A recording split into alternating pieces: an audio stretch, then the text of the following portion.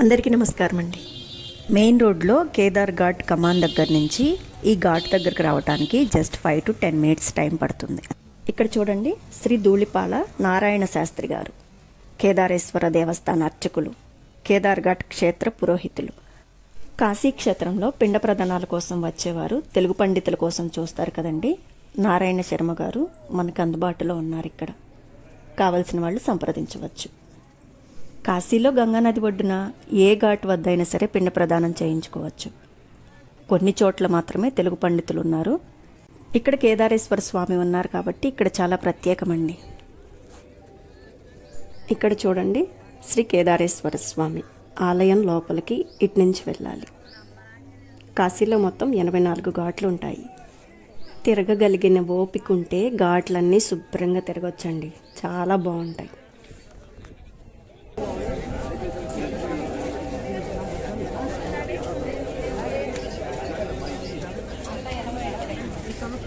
ఈ కేదార్ ఘాట్లోనే గౌరీ కుండం ఇక్కడ చూస్తున్నారా, దీనినే గౌరీ కుండం అంటారు. ఈ కుండంలో నీరు ఉంటుందండి, ప్రజెంట్ అయితే లేదు.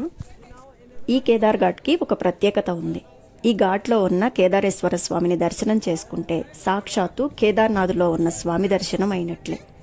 ఇది సాక్షాత్తు పరమశివుడు ఒక భక్తుడికి ఇచ్చిన వరం. దీనికి సంబంధించి ఒక చిన్న కథ కూడా ఉంటుందండి. మేము కాశీకి పిండ ప్రదానం చేయించడం కోసం వచ్చామండి. మాకు అమ్మ నాన్నలు చనిపోయారు. అమ్మ చనిపోయి 10 months, నాన్న చనిపోయి 3rd month. ఇక్కడ చూడండి, మా తమ్ముడు గంగానదిలో స్నానం చేసి వస్తున్నాడు. మేము వెళ్ళిన రోజు శనివారం నాడు నారాయణ శాస్త్రి గారు అందుబాటులో లేరండి. వారి బావమరిది గారు ఉన్నారు, ఆయనే కార్యక్రమం చేపించారు. కాశీలో పిండ ప్రదానం 2 రకాలుగా ఉంటుందండి. మనం అస్థికలు తీసుకొని వస్తే పూజ ఖర్చు, పూజ విధానం ఒక రకంగా ఉంటుంది. అస్థికలు లేకుండా ఇంకొక రకంగా ఉంటుంది. ఈ విధంగా 2 రకాలుగా ఉంటుందండి, గమనించండి. మేమైతే కేవలం పిండ ప్రదానం కోసం వచ్చాము. అస్థికలు లేకుండా కేవలం పిండ ప్రదానం మాత్రమే.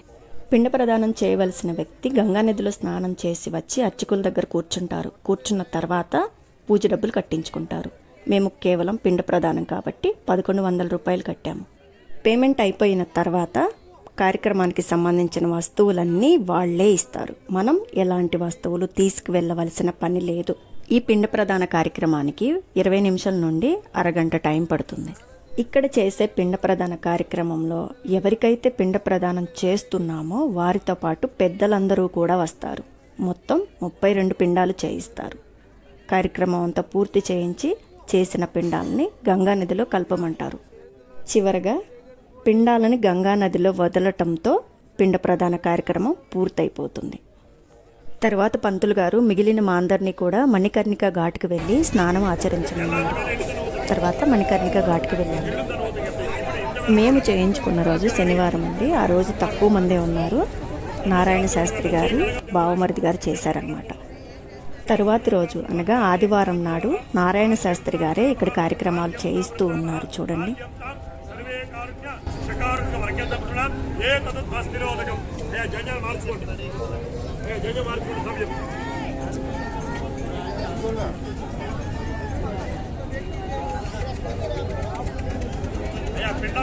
బియ్యం చల్లండి, బియ్యం అరిసిపోటీ ఎవరికి బియ్యం మొత్తం వేయండి.